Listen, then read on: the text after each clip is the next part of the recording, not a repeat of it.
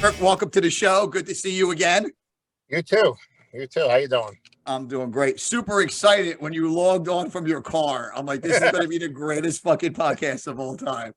Rob, on the other hand, straight meltdowns. He was like, what the hell's happening? Where is he? We were totally set up. We were all good to go, and all the power went out. So everything we did for the last 20 minutes to get ready blew up. That's it.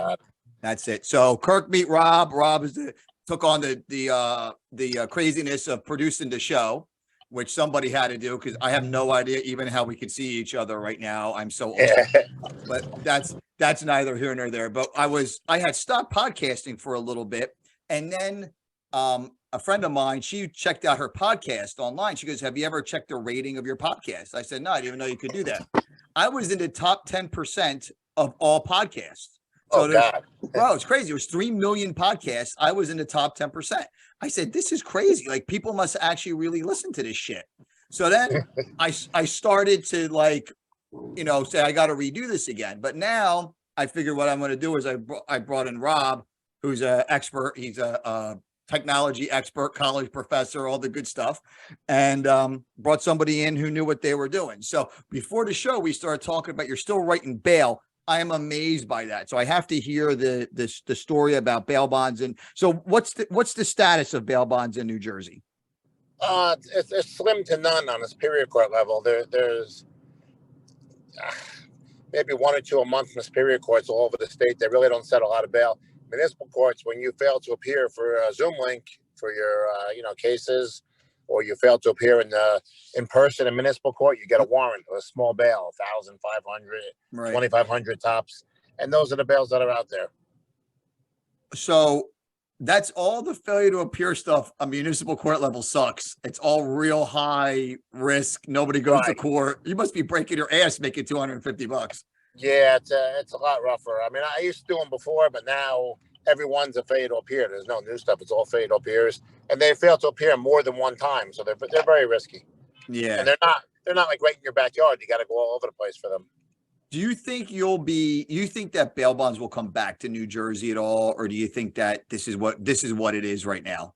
It is what it is right now, but I think it'll slowly walk it back. Hopefully after the election, hopefully New York walks it back, because New York is totally out of control right now. And hopefully whatever they do over there will affect what happens over here.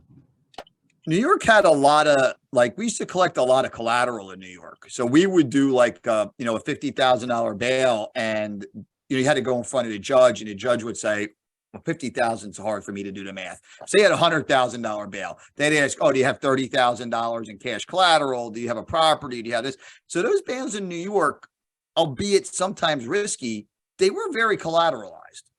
Right. In New Jersey, nobody really has anything. It's all bullshit. Yeah, is this where you're going to get your Chinese food now? Yeah. Bro, this is fucking awesome. I can't wait. What's the name of the Chinese restaurant you went to? Sixth Happiness. Oh my God. This is awesome. All right, bring us into the Chinese restaurant with you. See if they'll let you in the kitchen, Kirk. Let's see what's going on. They'll let us to the kitchen. This is so freaking awesome. Now I want Chinese food too. I ate something with gluten in it earlier today. It really hurt my stomach. So now I'm trying to overcome that situation. But well, that's a typical Chinese restaurant right now. It's got the shitty ceiling tiles. Ready for this one? This is great. Yeah. There we are. One sec. This is awesome. Hey, Rob, did you ever think that we'd have a podcast at a Chinese restaurant? Awesome. I'm kind of hoping things go wrong so we can get it on camera. This would be great. This is awesome. Not that I want things to go wrong, but if they did go wrong, it would Kirk, if your order is wrong, you got to let us know, so then we can come back. It's fine. This place is tops. That's money, right? That's like Rob. That's like the place by us. What the heck is it? Yeah, and it's not, by the way. You think it is? I'll tell you some stories later. And you don't like number one? Don't. Why do you say it? I told you not to say it. Oh, I like number one. Number one is good, bro. It's not as good as the one in Plainsboro. My favorite is when they call it a fire, and they put the fire out, and then they want to keep cooking right away. I love that. There's a fire, they put out the fire, then they think they can start cooking right away.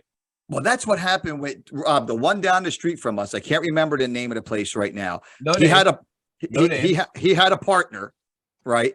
And next thing you know, the place catches on fire. Like 2 months later, he reopens in a totally new location, no partner. Oh God. If that doesn't tell you what was happening, then that's the truth. But and it's one of these all you can eat places. The food's really, really good though. Now it's shockingly good. So we went there for dinner and like it was like we had to pull over on the way home and just like rest for a little while because it was we ate that much. So bail bond wise, Pennsylvania they're still writing bails. New Jersey's is kind of very limited. I'm shocked that there was anything at all. New York's a fucking mess. Commercial bail was always the answer. I just don't think that people were interested in doing commercial bail. Right. It's kind of rough. It's kind of rough right now. It's the actual bottom of the barrel right now. What you have here, it's all problematic. Every file I have requires attention and work. And I do it all myself. I don't have any more employees calling people for court dates and following up constantly. I'm on the phone all day. Pain in the neck for, these little bitty bails. Well, that's the problem. That's definitely the problem. I know there's not a lot of guys that kept their license. What do you think? There's 20 guys that have their license down from 300. Yeah, and there's most of them are like part-time, very part-time. Yeah, I have to ask. We had Tony Faz on the podcast, who's an actor now, right? Yeah. He's doing great, bro. He's actually acted a lot. I was shocked, but he was telling me a lot of things he has. But I think he just surrendered his license. Like he just didn't renew it just now. Right. I just think that he's done. You know what I mean? I think you get to that point in your life where you're like, fuck it, I'm going to chase these fucks around for $250. It's stressful. It's very stressful. So the book, when you sent me the book the last time you were on, I thought it was great. And for people who don't know, New Jersey had a thriving bail bond community. We all didn't always get along. And there were some guys that were assholes and there were some guys that were writing bail for free. Like those two brothers that are up by you. They wrote the bill for 1%. I could never figure that out. Those kind of guys. And then there were guys that did it the right way and so on and so forth. But what was your feedback on the book? Did you ever have anybody reach out to you with any good or bad? Like I'm going to come kill you in the middle of the night? It's all been good, but everyone's trying to sell you something. I mean, I can't get it to that next level. It's got a lot of exposure. I mean, everything in the book is coming true that we wrote that we put in there in New Jersey and New York, especially in New York. Everything that's going on in New York is all we talked about in there. Mm-hmm.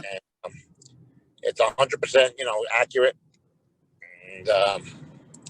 And that's the interesting thing because that when they get rid of commercial bail, there's always a rise in crime. Right. The last time the Republicans got rid of commercial bail, and then now the Democrats did it. Right. All for different reasons. There's basically like 10 states out of the 50 that try to limit or not use commercial bail. They consider New Jersey one of those states, even though there's slightly some bail left. I do a few of them every day. Mm-hmm.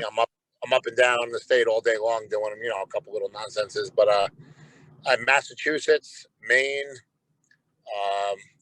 New Hampshire's kind of wiped out too, from what I'm told. Yeah. Illinois, Wisconsin, Oregon, and Kentucky. Yeah, I remember when guys would run away to Massachusetts, like to Boston. You can't go get them. And you can't get them. You're like, this is the United States of America. How on earth can I not, and you had a contact, like they had like a state registered bounty hunter and he had to call the guy and the guy he would be like, oh, this is $10,000 to grab this guy. And you're like, dude, I'm drive to his house and pick him up. He's giving me the finger right now. You know what I mean? Like, this is ridiculous. Yeah, it's a total scam. You had to use the marshals to pick people up, my days back then. And it just, wasn't worth it. Right now, I really haven't used a bounty hunter in a while. It'd be really stupid not to go to court, Zoom court, because they can't put you in jail. You're on Zoom. They can't make you pay your fine because you're on Zoom. As long as you show up to court, you're good. I'll tell you a funny story about Zoom court. Right at the end of COVID lockdowns, I have a construction company. We worked throughout the COVID lockdown. We worked 4 days on, 3 days off. That's how we did it for the guys. Kept them safe, kept them in a pod, and we were working on these abandoned houses, right? So I'm driving up to Flemington, and I get pulled over. This ended up being the day before DMV opened up. And I get pulled over, and it's a real young cop. He was probably 22 years old, right? And like it was like Raritan Township. And the guy says, "You have a suspended license." I was like, "Suspended license? Like, how is that possible?" Right? Well, I'll tell you the end of the story, and then I'll tell you what had happened. So I ended up getting my license right before COVID lockdown, the shutdowns happened. I sold a car. That car, the guy lived in Pennsylvania. He went to register the car in Pennsylvania. He registers the car and everything shuts down. PA sends the registration to New Jersey to say, hey, the car's registered in PA now. There's nobody in New Jersey to receive the information. However, I didn't have insurance on that car anymore. So they suspended my license for being an uninsured driver, right? So the cop says to me, I got to write you a ticket. The sergeant comes out. Everybody was really nice. They go, we got to write you a ticket. I said, all right. So they write me a ticket for driving on the suspended. The next day, DMV opens. I called DMV. It was crazy land. Nobody knew what the fuck was going on. It was nuts, right? So I end up going to court. I show up on the Zoom court, and the judge in the Zoom had on gloves and a mask. He was by himself, right? And then the prosecutor pops on, I pop on. And the judge says, with the mask, he can't say Agliata. He goes, is this Mr. Agliata? And all this, like it was impossible to Ray. He said my name. It doesn't even spell like that. So the prosecutor says, Your Honor, the client drove on the suspended, but this is the situation. We want to, drop the charges and have him pay court fees. And the judge says, Mr. Agliata, you could spend 5 days in jail for this. I go, are you going to put me in jail for driving on a suspended during COVID? Like, I couldn't believe it. And the prosecutor says, Your Honor, listen, we just want to charge Mr. Agliata the $36 court cost and whatever it was. It ended up being like, I don't know, $200 when it was all said and done. No points, no whatever. And he goes, well, Mr. Agliata, you got off really lucky here. He goes, this could easily have been a few days in jail for you. And again, I go back to you can put me in jail first. So then the prosecutor, after doing all of that, he decides to quit. He stops being the prosecutor. Now they have a new guy. So I called the new guy up and I say, hey, man, listen, Dick, just tell me what to do. He goes, man, I have no idea what to tell you to do. He goes, just go get your license reinstated. I was like, all right. So I ended up paying like $300 to get my license reinstated. My registration had to get all this stuff had to be done. And I ended up paying like $100 and something in court costs. But I couldn't believe that judge kept on telling me how I got to go to jail. Nobody goes to jail. Not even violent crimes. You're not going to jail. So I don't know what they're worried about this for. Yeah, right. I was like, what the hell is this guy talking about? Oh, we're going to get to see the inside of the Shaw residence now? Yeah, you see my pug. Oh, nice. All right, let's see what's going on. This could be one of my favorite podcasts of all times. Next time, Rob, I'm going to walk around on my podcast. It's going to be MTV Cribs. It could be MTV Cribs right now. Oh, it could be. Let's see. Cribs. Hold on. Go in your house. Go in your house and then open the door and say, oh, hey, welcome to my crib. And then we'll walk all the way through. Oh, God, you don't want to see this house. It's a mess. Oh boy. Hockey equipment all over the place. Listen, we're good. Rob has the neat. I broadcast from Rob's house. It is the neatest of neatest houses I have ever seen in my life. Well, we got to get the pug on. So here's the let's get the pug on for sure. There he is. It's a pug cam right now. The pug cam. Is that your wife running for her life right now? The kids are running away. You're like, give us our damn Chinese food. Get on your podcast. Earn a living. I want to go to my room and watch TikTok and be left alone. Yeah, right. He plays hockey 7 days a week, so it's like I love TikTok. I don't know what he does. I'm in the ice rink with him 7 nights a week. We travel on the weekends, do bails from ice rink to ice rink, stopping to do bails. That's crazy. I was laughing because I texted you today, hey, I'm in some traffic for driving from Philly. And you're like, I was just down there, but Philly sucks. There's like no. Hold on, there's where are you nothing going nice now? about it. Yeah, where are you going now? Are you going to hockey right now? Or are you going to play hockey? I was going to go to the firehouse or rescue squad where it's a little more quiet than my house. There you go. The I'm laughing because Philly, the traffic is bad. There's nothing nice about it. No, not at all. And it's a great example of a place that's never had bail bonds. Right. And it's a crime mecca. It really is. And it's a shame that it's like that. There's really no need for it to be like that. And I know that there's people in government there that are really, really working hard to make it better. And I also know that they maybe don't have all of the support that they need. You know what I mean? So that's the problem. Right now, New York City is the hotbed for crime. New York City, Brooklyn, Queens, the 5 boroughs are a hotbed. I don't know. Check out Kensington. Check out outside the train station at Kensington. Yeah. Oh my God! It looks like a war. It looks like the right before the zombies reanimate. That's what's happening before they reanimate. That's You're very more true. likely to get shoved in front. You're more likely to get shoved in front of a train than anything else. I mean, it's crazy. It's happening every day. Well, good news. The answer to that is you can't wear earbuds. They said if you don't wear earbuds, you're going to be fine because you'll hear them coming, and you'll be able to magically stop them. That's what they told everybody. Don't wear your earbuds when you're on the train. You just get punched in the face for no reason. Just people walking down the street, just boom. As a man, you got to be able to now defend yourself in your home or your castle, because I think it's difficult to have someone help you to defend it. Like where the fuck? Why is it like that? And that's it's nuts. I don't know how it ever got this bad. It's just this area too. It's New Jersey, New York, maybe Connecticut, a little area here, and part of Pennsylvania, and then California. California is a disaster too. I live in an area that we have fast police response. Like we thought that we had somebody break in our house about a year ago. And let me tell you, man, I was at the gym. The gym's only about a mile from my house. My daughter was home. She calls me up screaming that somebody broke in the house. I was like, oh no, not my baby girl there. I'm gonna go fuck somebody up right now. So I come from the gym, I get in the house. Literally within minutes, there was 4 cop cars in front of my house. Lights on, flying down my little fucking narrow street. But that's not like that. That's good. Yeah. Right. Now my town's like that too. A home rule, Bergen County, there's 70 different little police departments, and they all take care of their towns. They're tops over here, Bergen County police departments. I was up in Cliffside Park yesterday. Beautiful area, a lot of fucking traffic. Yeah, but that police department's good also. They take care of their residents. I mean, they all do in Bergen County. They're the tops over here.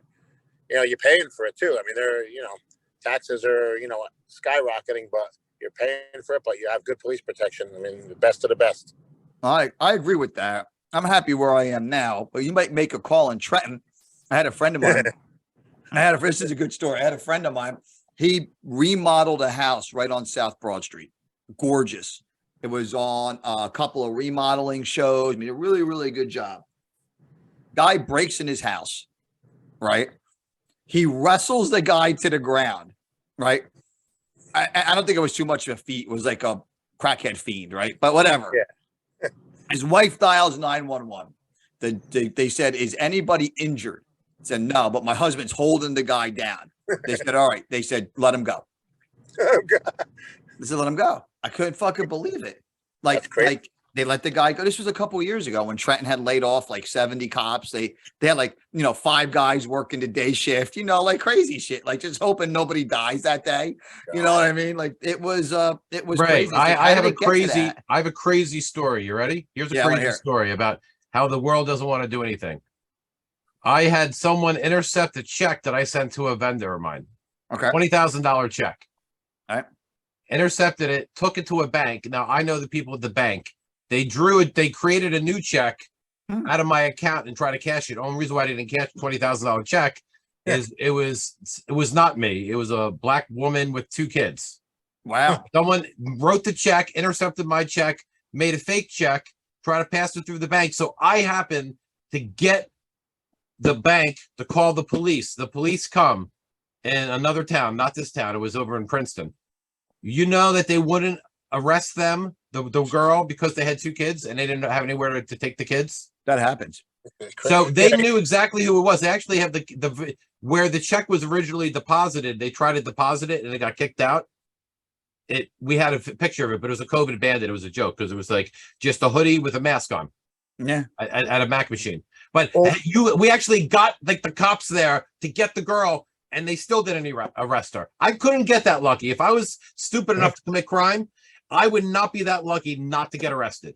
I'm They tempted to commit crime. shoplift with kids. They're not going to get arrested. Same thing. No, They know $800 under They know. $800. You can't. I thought about being like a mastermind criminal, Mm. but with my luck, I'd go shoplift a pack of fucking gum at Wawa, and they'd have 4 cops there locking me up, whatever. And then I've seen people. I watched somebody in Walmart.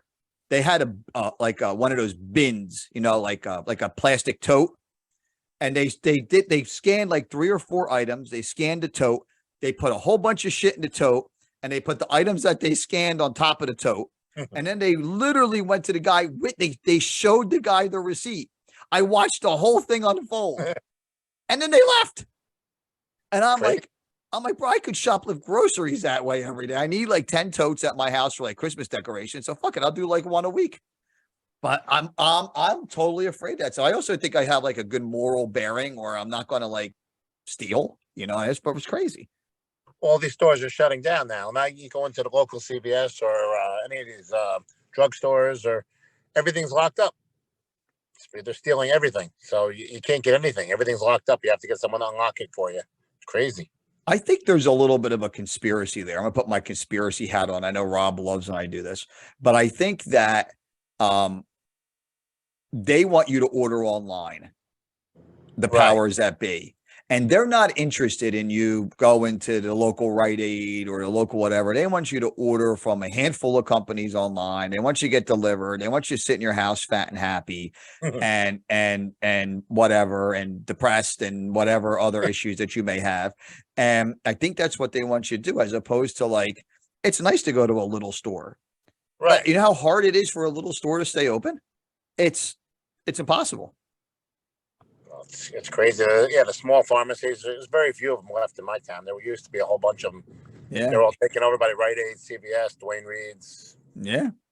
It's crazy. And a lot of even the smaller ones now, like I know a couple smaller ones in Trenton where they'll have, like, you can get your if you're a client of Rite Aid, you can also get your prescriptions filled at they're like almost like a division of these bigger companies. Do you have a tinfoil hat on? Yeah, I had to put it on because you're calling conspiracy theory on me. So I went upstairs and got some tinfoil.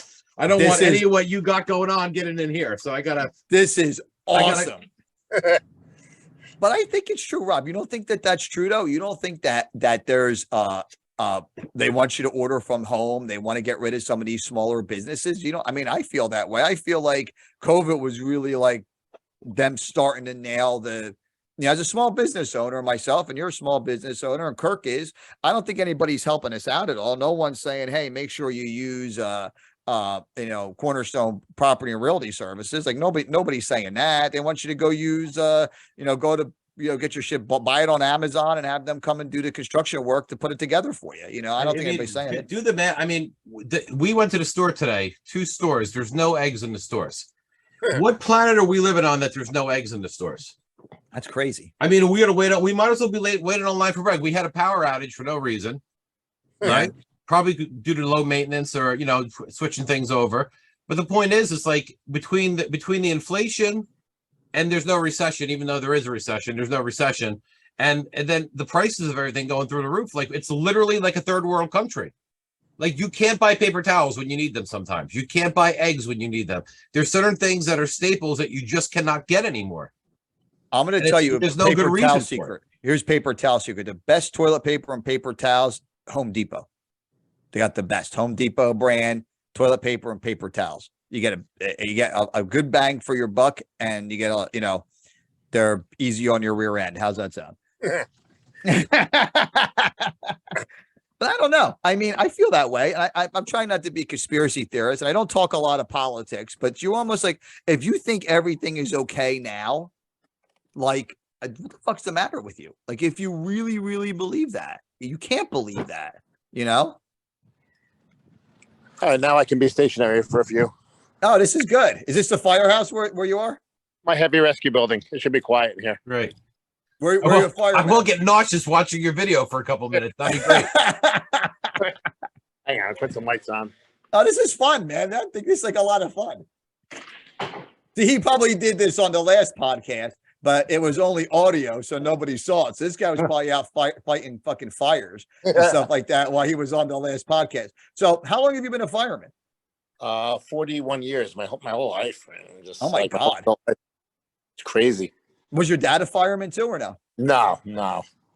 It's heavy rescue where I was on the fire department like 39 years. Now I'm just doing heavy rescue. We cut people out of cars that are trapped in cars and a lot of rope work, heavy lifts, carries, just Wow. everything that's not fire or ambulance that's in between we do. So is where you are specific for that? Like if there's a specific somebody stuck in a car, they call you. Yeah. Yep. Here's my baby. That's one. There you go. And that's two. Rescue 1 and rescue 2. This is awesome. And Are we you got the more. chief? I was years ago. Now I'm just ex-chief and I'm just enjoying it now. No, that's what you have to do, bro. Sometimes it's all right to just do exactly what you said and just enjoy it. My dad, we used to have a lot of volunteers in Hamilton. Now I think we have more paid firemen. My dad used to drive the fire truck on for Santa Claus.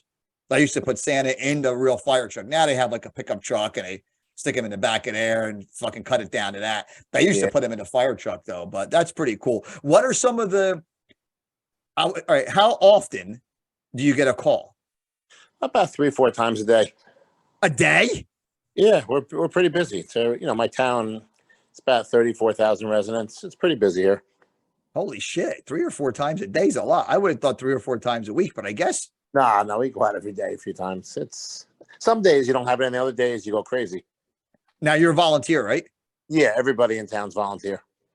Wow, holy shit! I know in Hamilton they started paying the drivers, but it's also Hamilton's got 110,000 people. They started doing. They had to. I think they had to do some fire. I'm not a fire expert. The only thing I've ever wanted to do, and they told me no. What the fire department? I actually asked them. Was I wanted to take the fire training, like go to the academy, but I don't want to be a fireman. I just want to like do the training. I want to run with the ropes up and down the fucking thing because I know I can do it because I'm in really good shape. Yeah, it's a lot now. It's it's like 6 months, 2 nights a week, and a bunch of Saturdays. It's a lot. Is it really? Oh yeah, it's like it's more than emergency medical technician. There's a heavy rescue tech. There's a lot of things, but yeah, it's a good 6 months worth of training. And you could specialize, right? You could do like heavy rescue. You could do like closed spaces and stuff like that. What is it like? Yeah, Oh, if you get a call, bro, bring us on the call. That'd be fucking awesome, right, Rob? No, definitely. That'd be great. Yeah, no, we do confined space rescue. We have another building across the street with trailers in it with or confined space equipment. We have some boats. We have a lot of specialty equipment. What made you get into being? If your dad wasn't a fireman, what made you get into wanting to be a fireman, or was it like another family member doing it? And you were like, I want to be like him. I just wanted to do it. When I was 15, you were able to join as a junior back then, and I did it, and been doing it ever since. Do you have issues getting firemen now? A little bit. It's a lot harder than it was. You have young guys and you have old guys, and you have nobody in between because nobody can afford to stay in town anymore because taxes are crazy in most towns. Yeah. So you have a lot of young guys, unless they go to the military or go to college, you keep some of them. And you have all the old guys that are like in their 50s and 60s that have been, here forever. But people that are in between, bread and butter to get, people you need 30s and 40s, you really don't have that many. When my daughter's interested in becoming a police officer, and she's looking into taking a civil service test. She's getting her associate's degree at Mercer County. She got a scholarship and she's there at Mercer County. So then I want to go to police academy. I want to be a cop. I said, all right, that's great. I said, let's look at some different things. It's almost like everybody's hiring.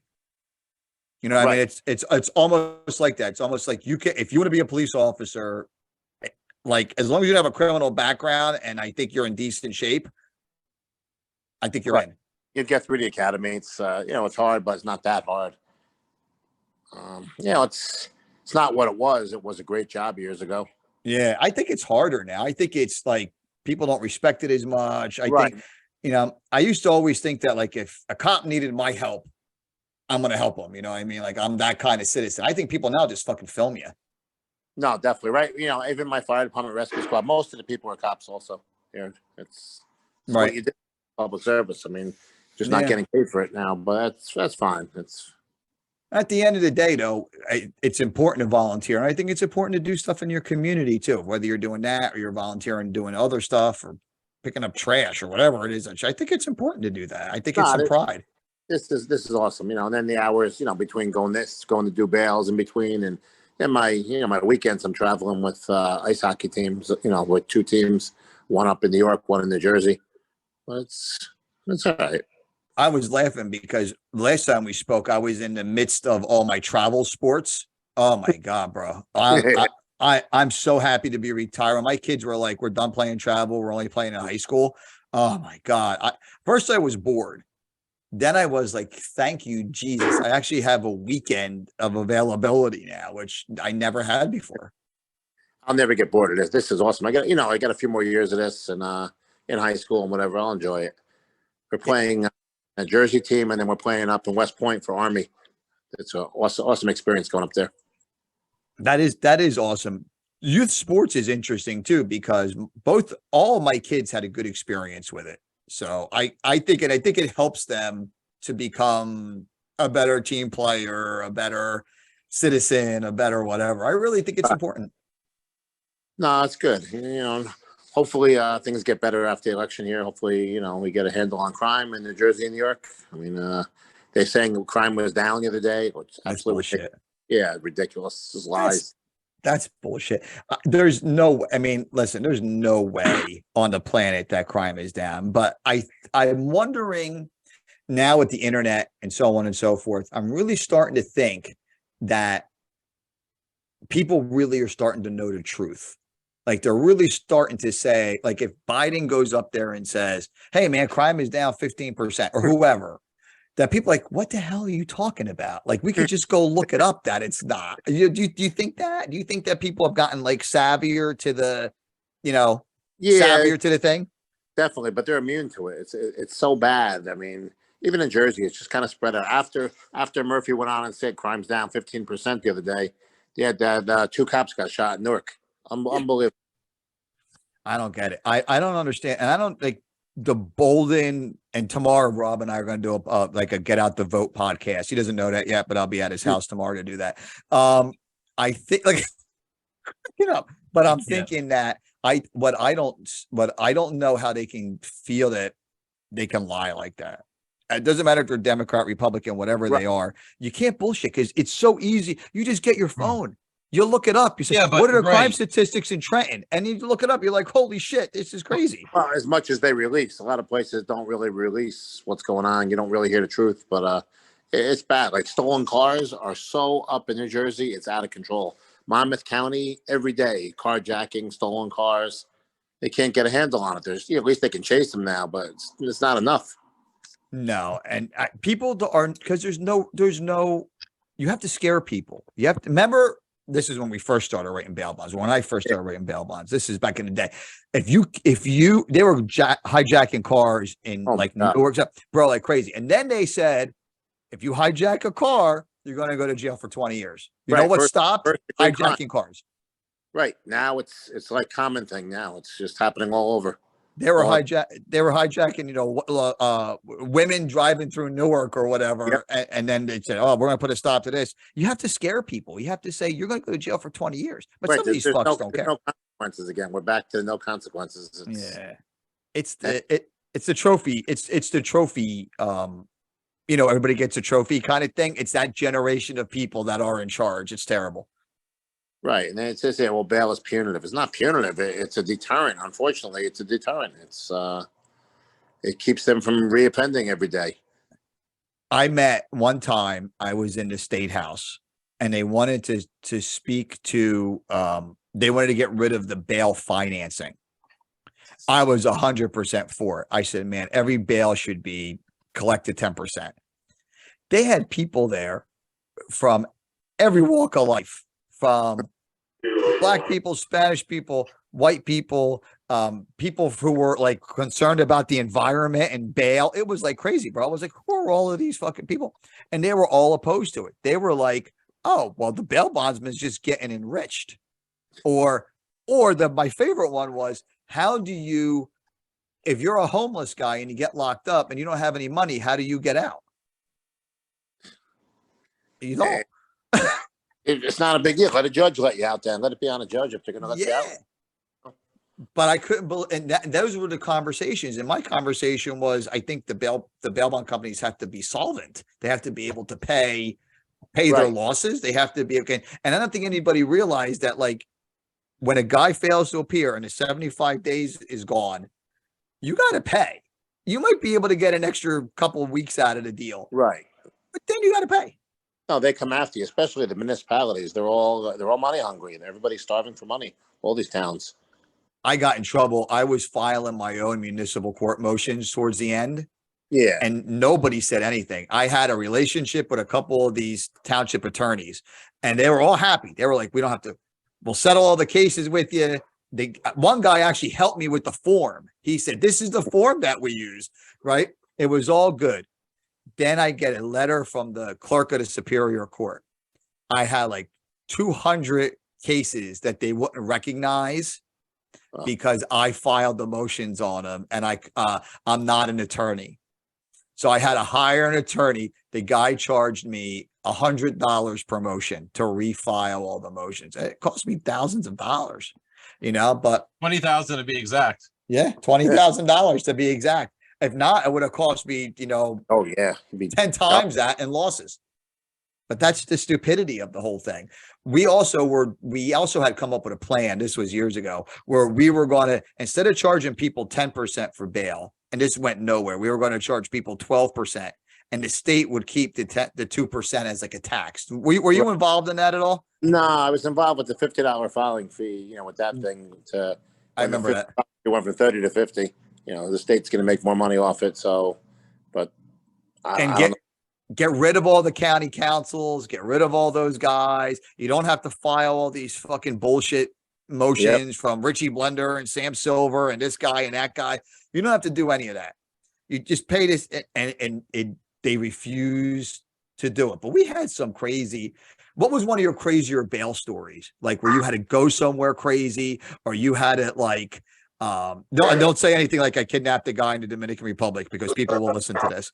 We don't want to say that. But what were some that, like, I had one where, like, we picked up a guy at 6 o'clock in the morning, and I said, why didn't you go to court? And he goes, man, court is so early.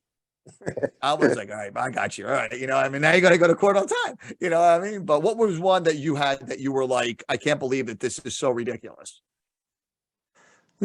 I know there was just a movie came out about someone I was involved in, like as a transfer bond. There was the Melanie McGuire story, Middlesex County. I think it was a transfer bond for like $2 million. It was crazy. Really? Wow. Did you post that? I'm pretty sure I did. I kind of remember it. I remember doing it. I'm pretty sure I was involved somehow with it. And then, it wasn't my bail. It was a transfer bond for, one of the insurance companies. And even years ago, there were like, some rap stars and stuff like that, very popular names, got arrested all the time. They used to bail them out before they were anybody, and they became very famous. And that's what's cool. Like, that was the interesting thing about bail bonds, because I think the misconception was these are just like thug guys on the street. I bailed out a lot of moms. I bailed out a lot of dads. You know what I mean? And I don't think that people realize that it was like, didn't matter race, color, or creed. Right. You know what I mean? You got bail. You know what I mean? I thought I always thought that was interesting. Who you are. You're going to go to court. We're happy. That's all. Yeah. That's the absolute truth. And then there was a lot of colorful people in the bail bond business as well, too. Back in the day.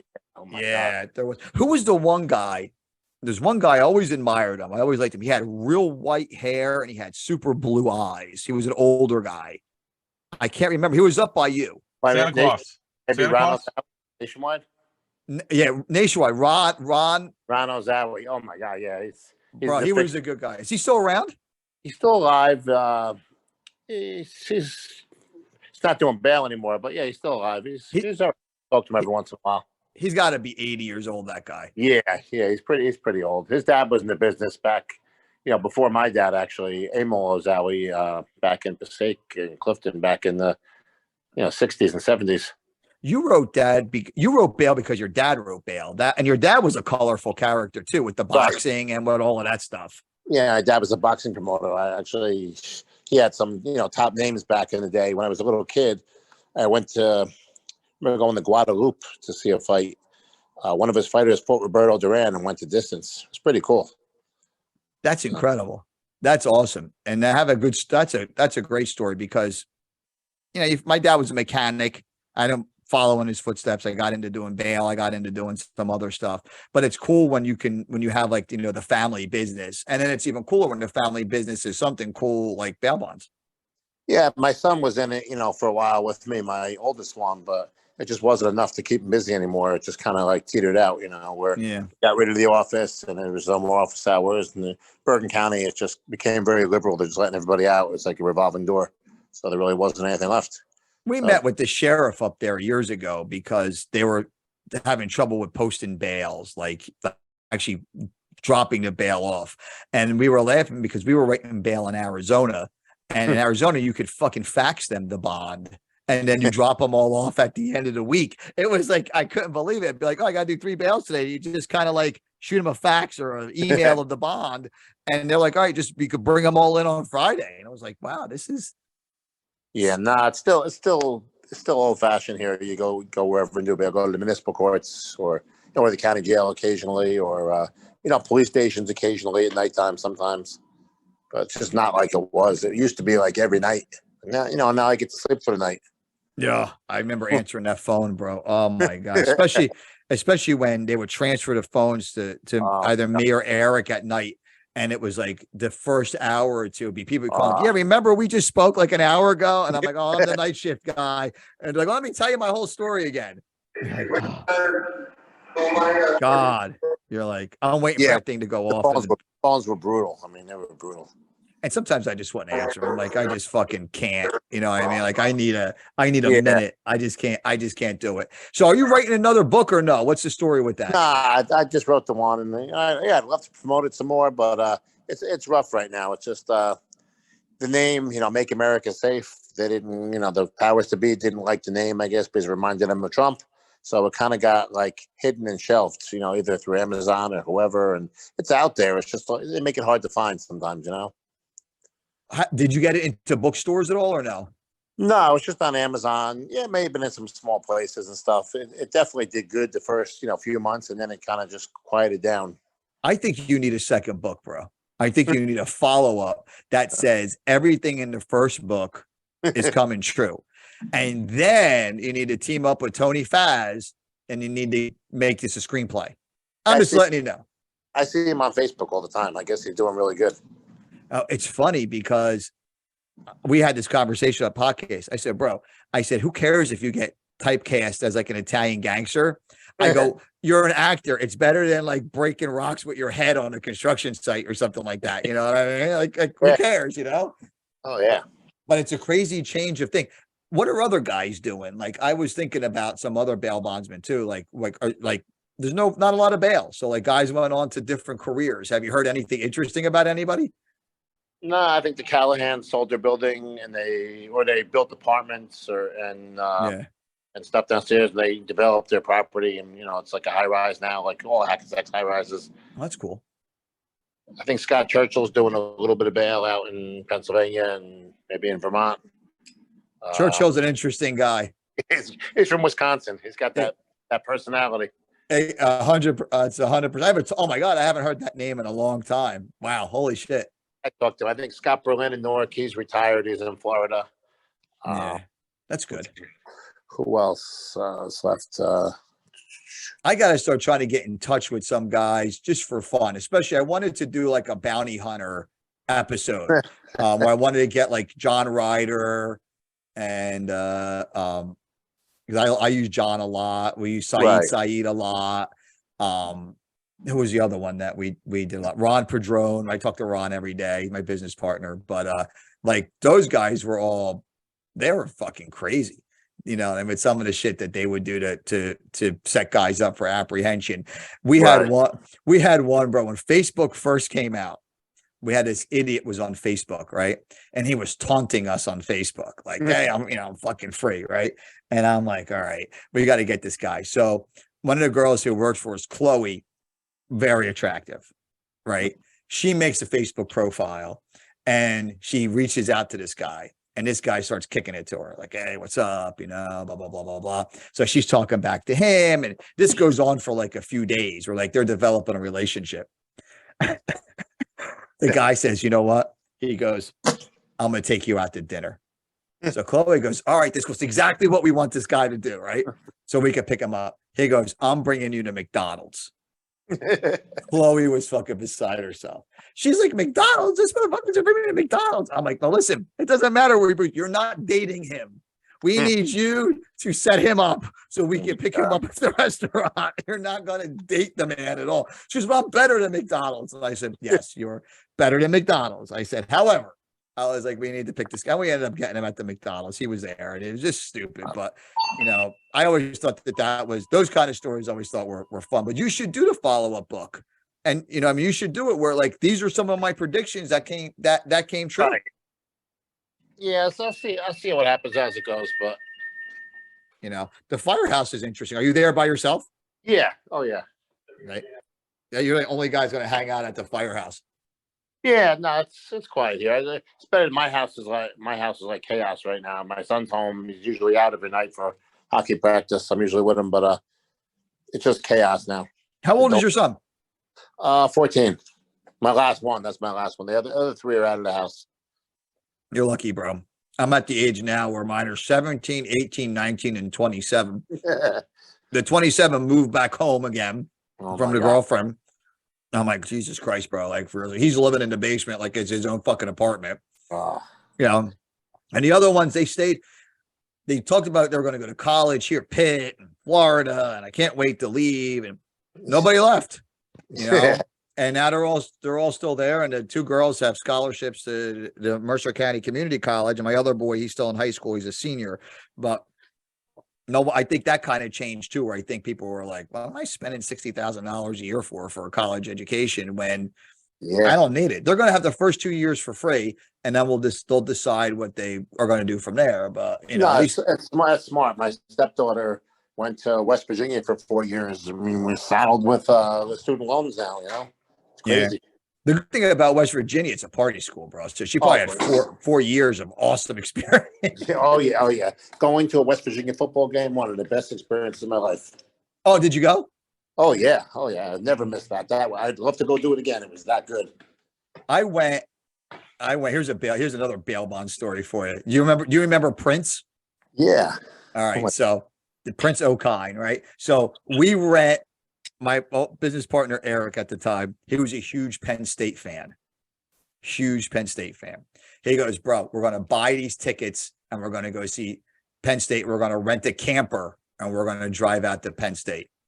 So picture all these fucking jokers. And it was me, Eric, Prince, Jose Lopez. There was like 10 guys driving in this camper.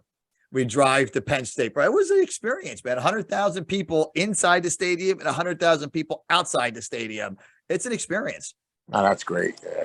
Oh my God. It's an experience. And that's a lot of fun. I haven't done anything like that in a while. I would do that again, but Rutgers football, I don't think is as exciting as that. No, it's still pretty good. They're not doing that bad this year. I have to follow them a lot, but the Giants, bro, are you a Giants fan? A little bit. Hold on. Rutgers is horrible. They're in the Big Ten just so they can get beat up by people like Ohio State. That's the epitome of what's wrong with football. But who do they beat? Temple? They don't beat anybody. They beat Duke, and they hold beat some other stupid school, and they get an 80 spot against like Ohio State. Beat them in like one quarter.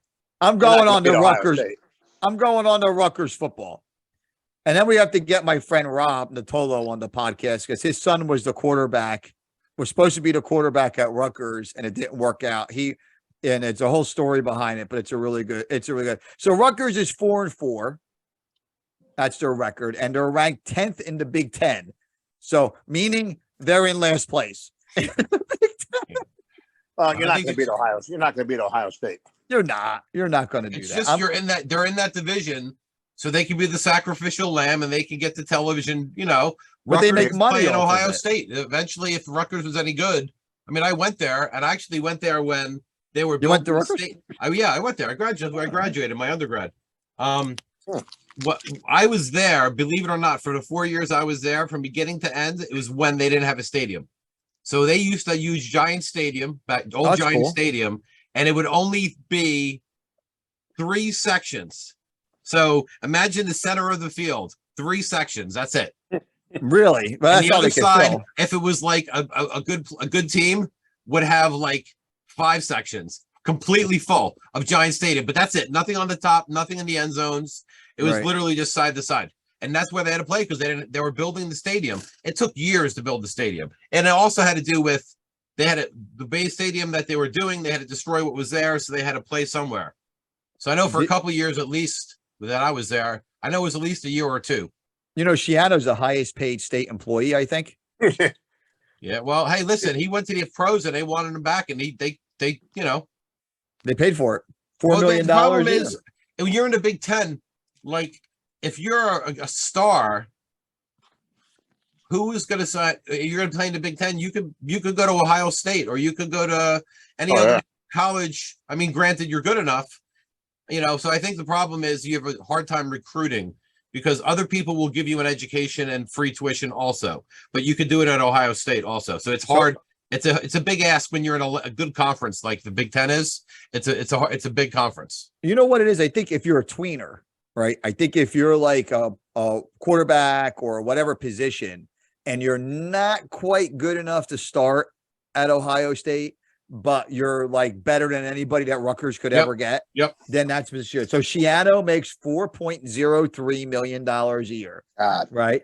It ranks him ahead of Illinois' Lovie Smith at $4 million, Indiana's Tom Allen at 3.7, and Maryland Mike Loxley at 2.6 in the Big Ten. He has an 8-year contract. He's 35th in the nation in terms of pay of all, and they're 4-4, and they're not that good, but he is still, I mean, listen, I don't know Shiano. I mean, good for him. If you got the right guy to negotiate the contract for you, He was in the pros. He was in the pros for a while. And when he was the Bengals, right? I think he was. I'm not a huge football fan. I follow the Giants. Kirk knows. Pretty sure he was the Bengals coach. Yeah, I think so. Yeah. He got booted out because pretty much they said it was they weren't good. Yeah, they were saying it was like a college atmosphere. Like the way he would talk to the players would be like a college atmosphere. Like they needed to be here. They needed to do this. These guys are already lottery winners. Every single player that plays in the NFL, not only is it a dream, it's amazingly hard work. I'm not saying that. Yeah. Let's just assume that it is the hardest job, toughest job in the world to be a football player, right? To be a good one for a long time. With that being said, if you look at the dynamics of it, I mean, I don't know. I don't even know how, like, you're getting like Rutgers problem. The biggest problem with Rutgers you have right now is that they are getting like the Mercer County's best athlete. Yeah. They're getting those guys, but Ohio State will get the best running back in the country. Yep. Or LSU will get the best one in the country. And Shiano ran it like that because these guys are all millionaires. I mean, granted, the NFL contract is only, the average player only plays for 4 years, but the money that you can make and the money that you make as part of the, retirement and all that other stuff, it is a lot of money. I mean, it's like winning a sort of a lottery, right? When you think about it, your shelf life is limited. Yeah, and it's super limited. But you're also lucky if you can play 10 years as a quarterback. Oh, yeah. You might make $200 million, and even after taking 100 of it for taxes. Listen, there's a lot you could do with 100 million or 50 million or 25 million dollars. Oh yeah. So he was the coach in Tampa Bay. That was it. No, I thought it was Cincinnati. And then he went, at some point, he was a coach at the Patriots too. He was assistant coach. Yeah. Right. And then he returned to Rutgers in 2019 after several weeks of negotiation. The groundswell of fan and booster support, Shiano joined Rutgers as signing an 8-year, $32 million contract, which living in New Jersey means that he only makes like minimum wage, but good for him. Yeah, but he's got endorsements and stuff, so he'll be, I mean, he does commercials and he's not starved. He's not starved. He'll be fine. Bro. But I'm okay. I'm always okay with like coaches and athletes and those guys, because you can't walk onto a baseball field and be like, hey, I've never played baseball before in my life, And like the natural doesn't exist. Like that's such an outlier. And I'm always okay with like these guys that have worked really, really hard for all of their lives to get to that position where they're in. And when you look at it, only 5% of high school athletes play at the college level. Going from the college level to the pro level, I don't know what it is, less than 1%. I mean, might even be less than that. I know that the odds for your kid becoming a major, like saying becoming the next Derek Jeter, let's assume that you become an MLB star, you're an MLB player, and you're a good player. The odds of that happening are still 1 in 11 million. Is it really that high? That's that high. There used to be a commercial that used to say that in the commercial. But yeah, it's imagine 1 out of 11 million kids is going to be a Major League Baseball star. Well, just to get there would be amazing, Yeah. I love, Ray, when you're pinned and then you start eating candy. That's fabulous, by the way. No, listen, bro. You gave me this cigar box. I know. In this cigar box is an entire bag of Smarties. Uh-huh. But it's like crack. Okay, Kirk. Hey, Kirk, I'm doing can it you too, ask yeah. Ray? Kirk, ask Ray why they're in a bag. Why they in the bag? Because on their first couple podcasts that Robert Hold on, let me show you. Let me show you exactly what happens with Ray. Ready? Go ahead. So we're doing this and so tell me, Kirk, what are you doing with that? What's going on over there? Yeah, That's we got it why. on here. Because I'm doing all I hear is this the entire time during the That's podcast. great. So Rob decided that that's not going to happen anymore. And he went and unwrapped all of my Smarties for me. God. I love this guy. And put him in this baggie.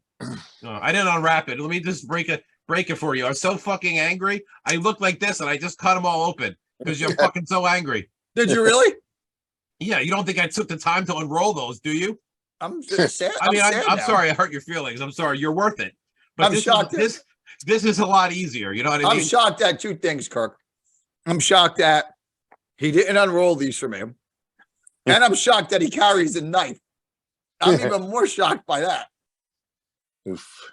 You know what I mean? But I don't know. I like college football to a degree. I started watching professional football again because they stopped that kneeling down bullshit. I couldn't stand that shit.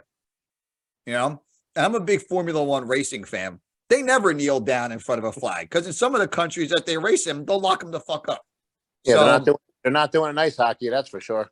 no, they never did it in ice hockey either. So I'm watching football again a little bit because I think they stopped the nonsense with all of that. I mean, I'm all for if you want to go protest something, go ahead and do it. But there's a time and a place, and I don't think. Yeah, but hold on. You got to time remember, or the place. ice hockey is the same sport.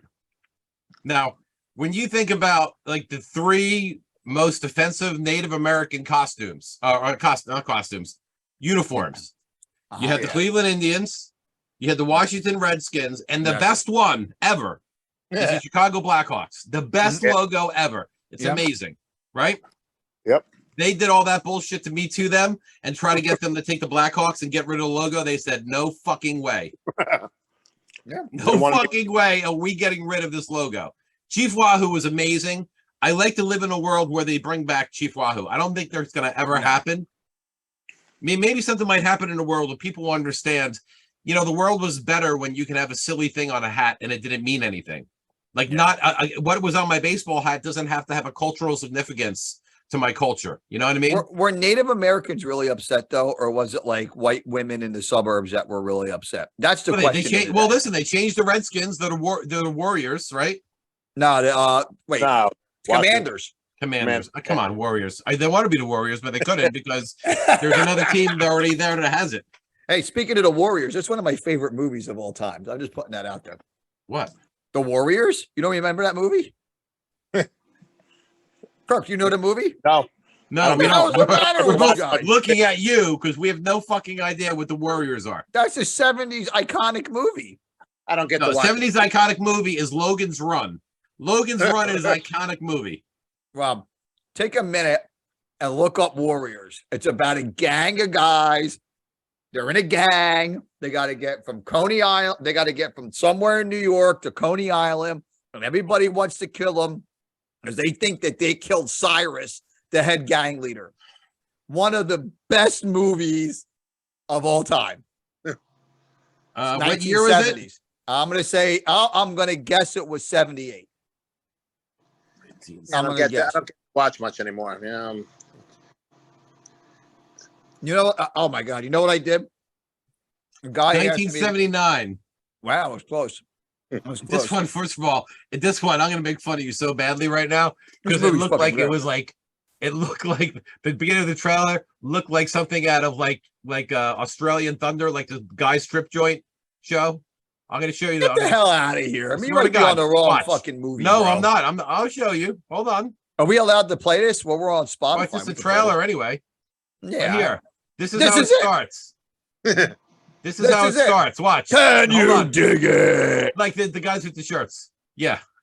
Like, what is this? They're all gangs, bro. It's a meeting of gangs. That's Cyrus. Can you dig it? That's a meeting of gangs. I can't put the with you. sound on. Put the sound on. That's the baseball Furies. That's the Bombers. I can't. Really? The Mimes. This is a fucking great movie, bro. The Turnbull ACs. The Turnbull ACs. That's the riffs. Hold on. Is it like... That's the Warriors. That's the them. Warriors. They have to get to the other side of the town. Hold on. Was that Deborah Winger? Hold on. Back that up. I don't think it was Deborah Winger. I don't know, man. I think it might have been. Hold on. We might have to IMDb her. Hold on. This movie is probably not Deborah Winger level. I don't know. You can see the stars of this one are not like anybody like you would know, like Michael Beck, you know. But maybe like someone like, okay. Well, that's what it looked like anyway. I don't know if Deborah Winger starred in the Warriors. Okay, whatever. It's a stupid movie, okay? No. Stupid movie. Kirk, when you go home, watch the Warriors. I'm telling you, you're going to like it. And Kirk, my wife will have to. And throwing it, just getting it back to where you were before, one of the best movies of the 70s was Escape from New York. And it's exactly what's gonna happen. It's exactly what's going to happen in about 10 to 15 years. I said this for a while, and I think it's going to come true. You can write it down that I said it. I think that New York City by like 2030 or 2040 is only going to be like a touristy spot. It's going to be like some areas of Florida are, because like everything got destroyed, like their houses got destroyed. They're probably going to be tough to bring the houses back. I think there will be places in this world that are only going to be places that you go to see entertainment or something, because it's going to be so crime infested that they won't be able to do anything else.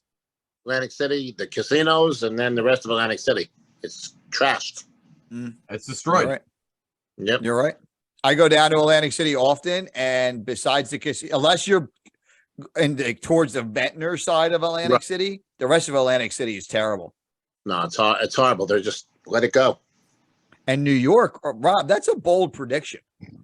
Why is that a bold prediction? It's headed that way right now. First of all, you can't even financially live in New York City. Oh, you can't. I mean, I'm just saying about financially. We didn't even talk about the crime. Now, the crime is bad now, but they're bringing in 2-3 buses of illegals every single day. Where they're filling up empty hotels with these people.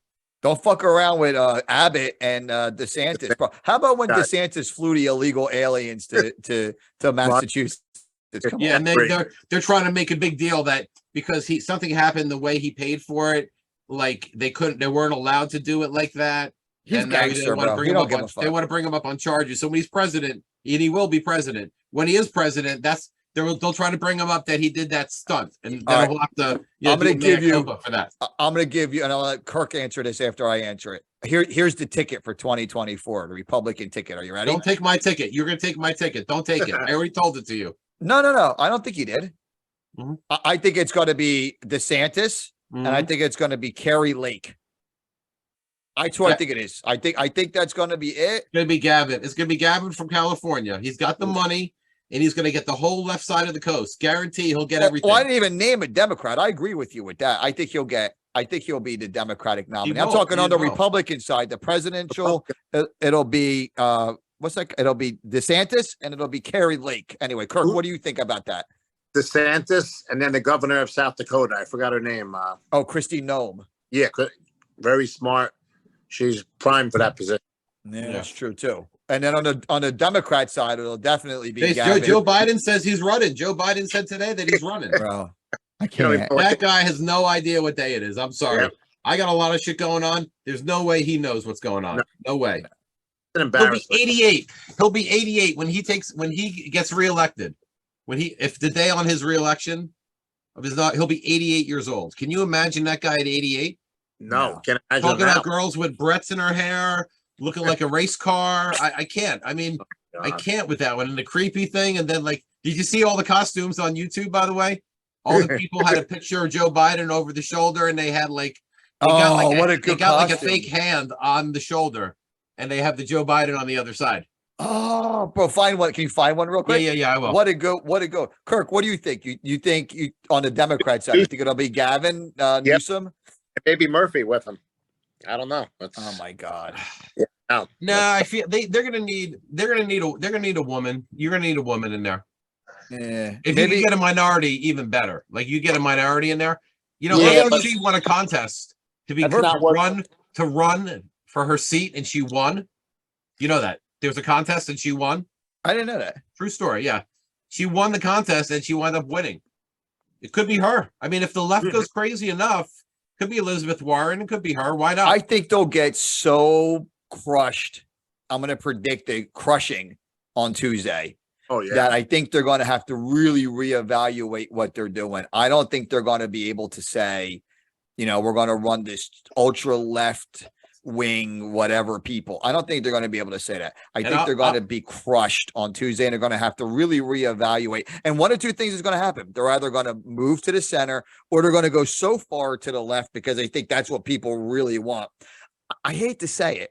People care about inflation. They care about can they eat? They care about can they afford to keep the lights on? The things, and is it safe? I don't think that people are worried about, you know, abortions and trans rights. I mean, I don't see it. I mean, I might be missing something, but like that's all these guys want to talk about. And the Republicans have been talking about like those kitchen table issues. You know what I mean? Like that, like, oh, is it safe to go outside? Can my, go get daughter Ray, gas in her car? Here's the problem we have. No matter what happens with that, like when Donald Trump had everything for 2 years, like that's how we got the tax passed. Yeah. You know, the tax law changed. But even that was a struggle. Like, even though we have enough people, how many of those people are those blue, you know, the ones that are blue dogs that are like not really Republicans, that go on the other side? It's always a struggle, even if you have the numbers, even if you have the Senate by one vote, if it's 61-39, right? When you think about it, think about this. Fun fact. The whole world is run by 545 people. Here's how. You have one president. You have 9 Supreme Court justices. You have 435 people in the House, and you have 100 senators. The whole world, as we know it, is completely controlled by 545 people. So I don't have a whole lot of hope that those 445 can actually get anything really done. 545 people run the entire world. If you get the right people in it, it'll be a standstill. Can't get any worse. I can't believe it. I don't know. They were talking about something real quick. They were talking about something before on TV, and they were talking about like civility and why we have this, and talk about Nancy Pelosi. Did you hear Nancy Pelosi got attacked, right? Yeah. And they were trying to say, well, we have to bring down the temperature now. Hold on. The temperature of showing January 6th stuff for 2 years and on primetime TV, you mean that kind of temperature bring it down, or bring down the temperature because, now when you tell other people that they're pieces of garbage. See, here's the problem that people don't think about, okay? Let me tell you about the world. Let's imagine, let's come to an agreement on this conversation. Let's imagine that 99.99% of the people know the right thing to do. Can we agree on that? 99.99% of the people know how to do the right thing. So let's say 75 people voted for Trump and 75 million people voted for Joe Biden. You're aware that that's 7,500 crazy fucking people. You have 75 million voting on one side, 75 million that 0.1%, that 0.1 is 7,500 crazy fucking people. That is the guy that breaks into Nancy Pelosi's house. That's the guy that runs around with the fucking hat on in the Capitol. That's the 7,500. The reason why you don't tell people that they're pieces of shit for 2 years is you don't turn up the temperature like they did. All they've been doing the entire time is turning up the temperature. So God forbid they reelect Donald Trump. And that's what they don't want. That's why they're keeping like, oh, like nothing's really going on with the Hunter's laptop. And oh, we're going to check it out. We're going to do with Donald Trump.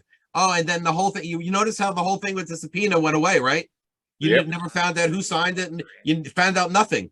They just like buried it. They buried the whole story is buried, by the way. Have you heard anything about where that was and why they did that? Tactics. They want to bury every single ounce of energy they have of excitement for Donald Trump to make independents not vote for Donald Trump. At the end of the day, that's what it's all about, the independents. That 20%, they don't want the 20% to be like, 12 of the 20 are like, you know what? He was pretty good on TV. Let's try him as president, right? And that's really what happened. They just want to make it 8. They want 8 out of 20 to say that now. Yeah, it's not good. This state's still going to be blue no matter what, New Jersey. I'm gonna say I have to unpack a lot there for a second. The guy who ran for governor of New Jersey, the Republican guy, what was his name, Kirk? Oh my God. Rob, do you know his name? Yeah, the Italian guy. The Italian guy. He loses for 2 reasons. He loses because he had Diane Allen as his running mate, who's 70,000 years old, right? Then no one would run with him. Like, listen, none of the young, he had no chance. He had no chance of winning. Well, he lost for 2 reasons. He lost because of that, because none of the young, attractive Republicans wanted to run with him. And the other reason why he lost are guys like Bill Spadia, right, on New Jersey 101.5, who did all they could to tell you to not vote for this guy. I think if Spadia would have gone on board, he has a big listenership, and maybe Diane Allen wasn't his running mate, and maybe it was a younger, attractive, more appealing running mate. This guy stood, bro. He brought him right to the brink. I mean, I think that the guy stood a chance, and then you have a whole different situation on hand. But it beckons this question. Listen, Ray. When they start calling elections at 1 o'clock in the morning, that I'll believe you. But when they call an election at 8:05, when they close the polls and say New Jersey is Bob Menendez, listen, you know why that is? Because they know that the margin of victory, they never count the absentee ballots or the write-in ballots. Yeah, because that's they never will accumulate. They'll never go into a recount because it's not enough votes to even if that one other person who lost got every vote, it still wouldn't be enough to win. But it's like all people who are in a position of power are trying to get to be in a position of power. The Democrats have the Congress, they have the House, and they have the Senate. They could easily, and they have a Democrat president. They could easily codify Roe v. Wade. They could have easily done that. They could put all their bullshit practices into fruition easily. They have all the votes that they need to do it. But why don't they do it? Because they can't. Because they have their own infighting. They have their own cash. And the Republicans the same way. You're telling me Bill Spadia couldn't have gotten behind the guy running for governor? And I want to say his last name is Vecchione, but I know that's not it. My God, I can't. Do you know what I mean? Like, I have to look it up real quick. It's just, but he should have got behind him. But it's always that guy who, they don't put their people. I think the stuff is in. I think the stuffing of the ballot's already in already. I think the Democrats are going to get a lot of votes, but I don't really believe whatever the tally is going to be, because my dead father-in-law got a ballot, write-in ballot, mailed to the house. My wife has 1 and 2 names. My wife has 1 and 2 names at her house. So listen, I'm just one house, okay? I'm not saying that I am the every house. I'm saying I'm one house that has 2 extra ballots with 5 people that vote. Okay, I have 7 votes. How many people do you think that's happening to in the world? Jack Chittarelli. Chittarelli, yeah. Hey, to see Jack Chittarelli from New Jersey. Come over here. He looks like he'd snap you in half. He looked like he'd snap you in half, but say that to his face when you podcast him.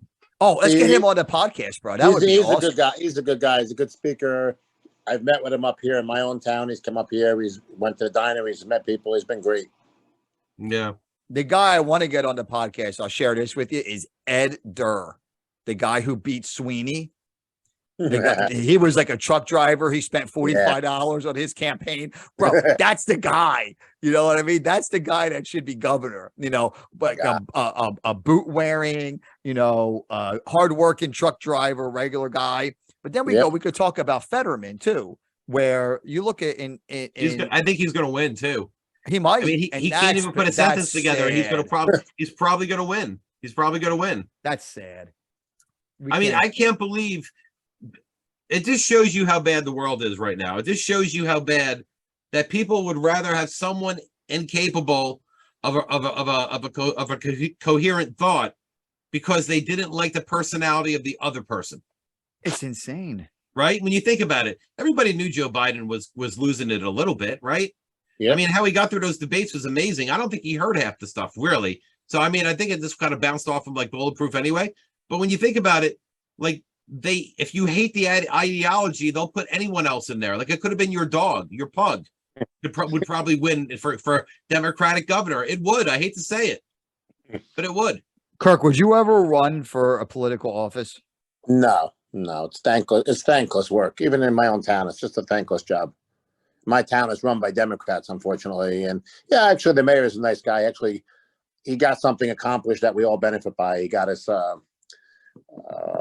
turf fields for lacrosse and everything. He's doing all right. Okay, you know? I mean, it's the thing. We got to give him credit where it's due. But listen, all those things if it keeps kids out of the streets, right? Yep. Keeps kids out of the streets and gives people, event areas and people run camps and stuff. It's not a bad idea. It's just as long as it didn't cost you $84 million, I guess it's fine. No, it's all right. He did all right. He's a Democratic mayor, but just not to have a balance in power, it's horrible. Yeah, that's very true too. And they never have that. But even when they have power, these guys still can't agree on anything, and they still can't get anything done. And when everybody was like, when Biden was up there, and he was saying, if you reelected Democrats, we're going to pass something against Roe v. Wade, or we're going to do this, or we're going to do that. But you have all the people in place now. Right, like, why are you not doing it? Right. I never, ever understood that. I had thought about running for a political office at one point in my life, but just like you said, bro, it's so thankless. They're up your ass. Could you imagine a retired bail bondsman? Yeah. You know what I mean? Running for political office. They'd list every breaking news. We have footage from Las Vegas. Hold on. Oh, don't even go there. News. Hey, Kirk, you went to Vegas a lot, right? To the convention. I hit a couple of the conventions. I have some Not crazy in a while, stories. but Oh my God, bro. We did things out there that I can't say on here because my alimony will be through the fucking roof. It's nothing like our fireman's convention that we used to. The minute Ray announces, it's gonna be like, breaking news, sir. We have some video footage of Ray in Las Vegas. Let's go to the footage here. Oh my God. Well, there was no video in those days, too. I mean, it was Thank you, Jesus. No, it was actually video. It was a guy filming it, probably. Like there was a guy filming it, probably some point. Because that was the only way you could get it. Was like literally legit a handheld camera. Thank God we didn't have cameras back then, Kirk, because boy, I did some shit in Vegas, boy. Oh my God. You used to take pictures of the people we bailed out with. Is he the craps guy? No, the craps guy is Jason from Connecticut. Did you know Jason Fink from Connecticut? Kirk, did you ever? I've heard the name. I don't think I ever met him. Bro, this guy was the best craps player of all craps players, but it was all craziness. It was all where he would make shit up, like guys with hats roll sixes and all this insanity, right? But the fucked up part about it was it was true. Like he was great. He was, even if you lost, you had hours of entertainment that you could look back on and say, yeah, I lost $500 that day. Totally worth it. I love playing craps. Oh my God. I like it. I like it too. And it's like, you have to know craps math. You have to be able, but I played, and I said this story before, but I'll share it with you. I played craps in the Wynn in Las Vegas with Jason from Connecticut, my friend Rodney Tarter from Camden, Rodney, and the guys in Green Day. And that was one of the best because they didn't know how to play craps. And we had such a good time with teaching these guys how to play craps and us playing craps and whatever. It was a really, really good, it was a fun thing. I haven't been to Vegas in a long time. The No, conventions were fucking madness, bro. They were crazy. nothing beats our Fireman's Convention in New Jersey that we have here. That's Where do you my go? Wildwood, but it's like 100,000 firemen in Wildwood. It gets crazy. I can only imagine. Jesus Every Christ. hotel, condo, Is it like, is there Wildwood, fights at every bar? Is every bar There has everyone's to be, fighting? bro. yeah. Is everyone's That's a- fighting all the time? Constantly Yeah, fighting. we all grew up a little bit now, but wow, it's a great experience. All old Irish firemen. I can drink my more God. than you. I can drink more than you, motherfucker. And then the Italian guys come in, and then we can drink more than you. And then next thing you know, it's like everybody's hammered and like fucking beating each other up and fighting the cops. I mean, it was always a good experience. That's always my birthday weekend every year. Down in September. That's awesome. Yeah, So you recently went then. How was it this year? It was all right. It was a little lame. We stayed in Atlantic City. So I don't know, something different. And then just went down Yeah. there for the day. Had to come back for hockey the next day anyway, so I just Ugh. went to enjoy it. So Atlantic City is hit or miss. right. You know what I mean? You could have a really good time. Like if you go down there and see a concert and then you stay overnight and it's fun. You know what I mean? Like that's okay. If you try to go down there and you're just going to go for the day, for me, for you, it's a far drive too, bro. It's like 2 hours for you, right? Yeah. 2.25 hours. Yeah. Yeah. So I'm about it. Rob, we're doing about like an hour and a half to Atlantic City, right? We're an hour and a half from here. Yeah. So Here's the thing with Atlantic City. and it's not fun. direct. It's Yeah. really fun, right? But if Parks is 30 minutes from me Yeah. and it has all this better games that most of the casinos have in the other ones, why would I drive an extra hour each way? And let me tell you something, when you lose, the last thing you want to do is drive and think about it for an hour and a half. It's better for a half hour because you only went back and forth 3 times about how it's good, it's bad, it's good and bad. You don't have to torture yourself for the whole hour and a half home. And whenever you leave Atlantic City, you always are tired when you leave, which means you have an hour and a half drive on the way home. It's exhausting. And that drive sucks. And it's no direct. Well, Kirk, you drive up and down the Parkway. There's no direct road from Trenton to Atlantic City. There's no. Well, there direct. is. There's 2. Yeah, that's 2 roads to get Well, Atlantic City. yeah, but it's like all farm roads. It's not like it's the Parkway. Well, I take 206. I just get on wherever you want to get on 206. You take 206 down to 30, and you take 30 right down to Atlantic City. You know what this sounds like, Rob? What? This sounds like an old man podcast. Let's see what roads we could drive on. Kirk drives. You down said the there's not Parkway. one road to get to Atlantic City. I said there's 2 roads. It's only 2 roads. Yeah, but they're not direct. You have to drive down roads that suck. You know what I'm saying? You want to hear a funny story about Atlantic City? Funny story. You say your story, and I'm going to tell you a park story. Go ahead. Okay. So I used to be a professional poker player. So For real? I used ranked and everything, like win tournaments, the whole 9 yards. So I was playing a Trump Classic, by the way. Funny. Trump Classic when it was Trump.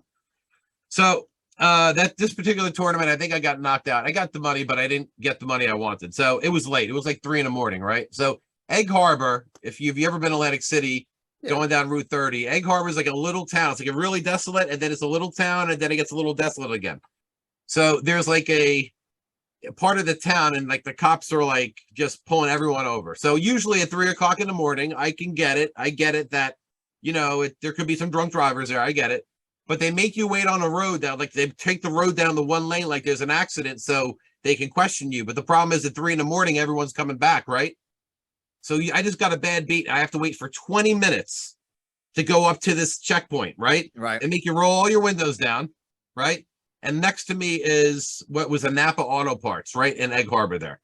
So now I'm fucking pissed because I fucking I lost thousands of dollars of prize money and I'm pissed off.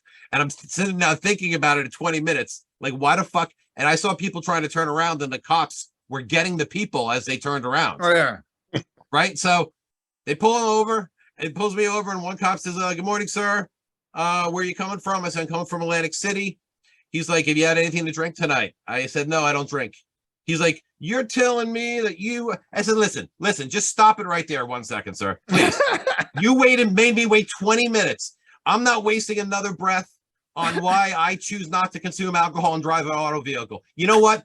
in the Napa parking lot was the mobile checkpoint where you blow. I says, Right. can you please let me go blow 00 and get the fuck out of here so I don't have to hear you question me about why I don't want to drink alcohol? Let me blow a 00 and get me the fuck out of here.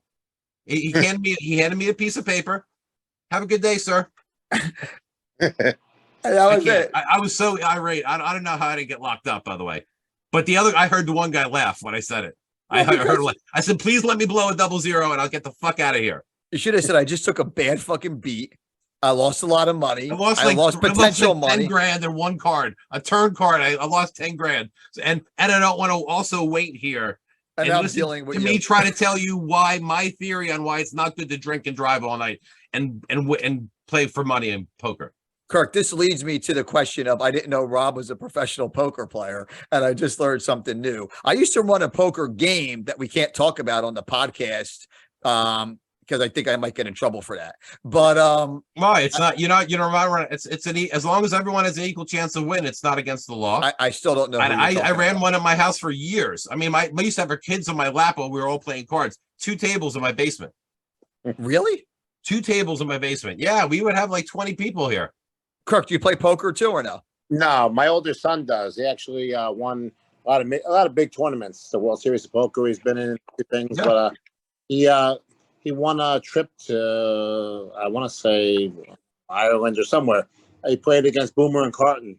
They had some kind of. Oh yeah, they do it at the Borgata all the time. Yeah, That's awesome. Yeah. That was Hey, good.